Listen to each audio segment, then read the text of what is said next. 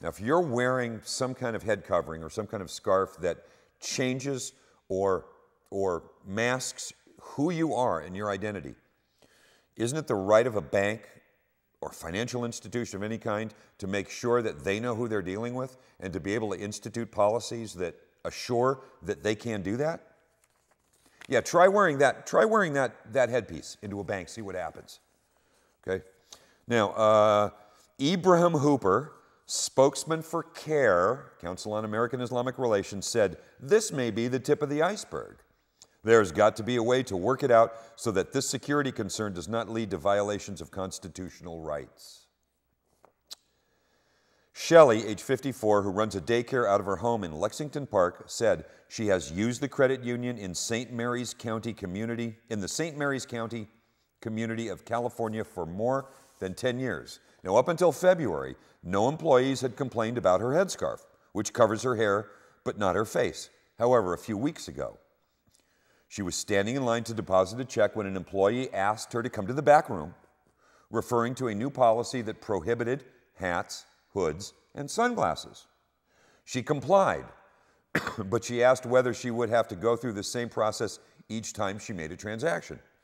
Now, on last Saturday, Shelley said, employees again asked her to come to the back room if she would not remove her headscarf. "No," she recalled telling them, "I want to be served like everybody else." Okay, well then do what everybody else does. Take off your hat, hood, or scarf. She left the credit union and called CARE. "There were so many people there, I was embarrassed," she said. Tom Lyons, senior VP for security at Navy Federal, said he was not aware of Shelley's case and could not discuss it specifically, but he defended the credit union's policy, saying it was designed to prevent armed robbery and identity theft. He said it would not be unreasonable at all for bank employees to ask customers who refused to take off their hats to move to a separate room so they could be identified properly. "We want to be able to clearly identify who you are and make sure the transaction is safe," Lyons said. "This is a policy that applies to everybody. She was not singled out. We tried to accommodate her and help her with her transaction and move on." Okay. Sort of reminds me of that story in Florida a while ago of a woman who went in. She was wearing it's called a niqab, N-I-Q-A-B.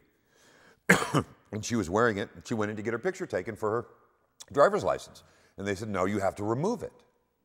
Oh, the stink that happened with that, because of the religious connotation, she was not going to take it off.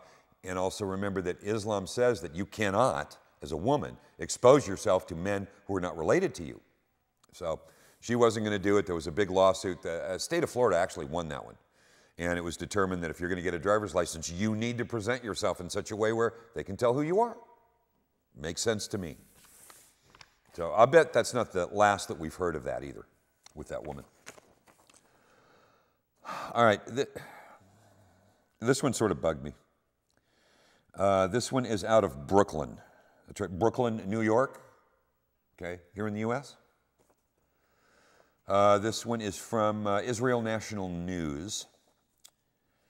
And the headline is "Violent Intruders Attack a Brooklyn Synagogue." Okay. For the second time in less than a week, a packed Brooklyn, New York synagogue has been the target of threats of violence by intruders. On last Monday, an Arab man in his mid-30s entered Borough Park's Sephardish shul and began making proclamations of jihad. Members of a Jewish volunteer security organization, the Shomrim, apprehended the threatening individual. Okay. They held him until police officers arrived at the scene, and they arrested the suspect. Detectives spoke with the, quote, Middle Eastern man, unquote, as they referred to him as, at the station house near the synagogue. Now, 2 days earlier, a man wielding a butcher's knife burst into another synagogue called the Charister Hasidic Synagogue in Williamsburg. He initially had shown up earlier in the day unarmed and began throwing soda cans at the gathered worshipers. One of the cans hit one of the worshipers. He left and then returned shortly thereafter with a very large knife. The attacker was prevented from using the butcher knife on anyone by a young man described as a friend of the knife-wielding intruder, who then fled with the knife-wielding guy. The recent attacks come just over a month after Chabad Lubavitch World Headquarters, located at 770 Eastern Parkway in Brooklyn, was targeted in a series of English-language jihadist videos posted on the internet. Okay? Posted on the internet. The videos and the accompanying texts singled out the numbers 770, but also intimated that all Orthodox Jewish organizations were equally worthy of attack by Muslims. The threatening material included images of the synagogue, the 770 synagogue, and study house, pictures of the police van out in front, and indications of which parts of the building are crowded and when they are crowded. Now, the source of these thinly veiled threats come from a group called Revolution Muslim, which is domestic to the United States. By the way, just so you know, Revolution Muslim is a website. You can actually go to it. It's run by a 37-year-old, I don't know his name, who's a taxi driver in Brooklyn.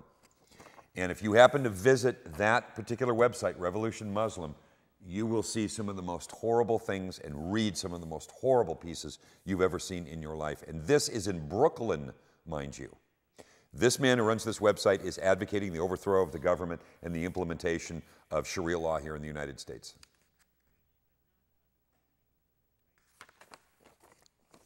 All right.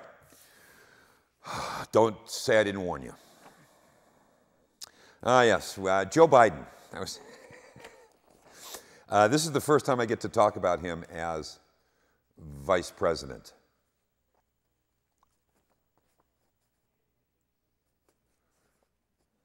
Never mind. Oh, time.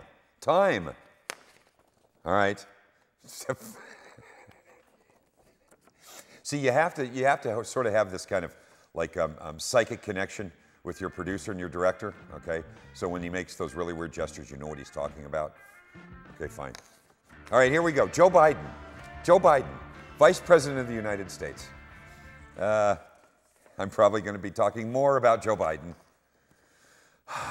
Let's see. Where are we? From a source called The News. The headline is 70% of the Taliban are fighting for money in Afghanistan, Biden says.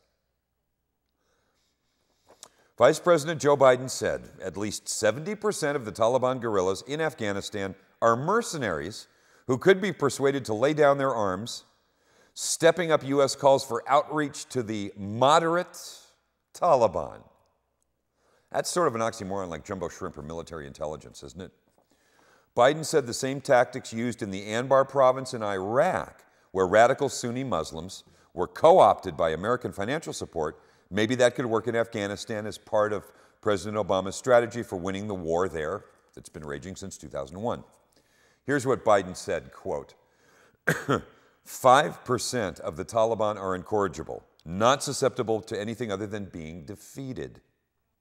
Another 25% or so are not quite sure, in my view, of the intensity of their commitment to the insurgency. And roughly 70% are involved because of the money. Insurgent activity in Afghanistan rose last year to the highest level since the U.S. ousted the Taliban after the 9/11 attacks, and coordinated suicide bombings last month shook the capital, Kabul. We are not now winning the war, but the war is far from lost, Joe Biden said. All right then. Thank you, Joe.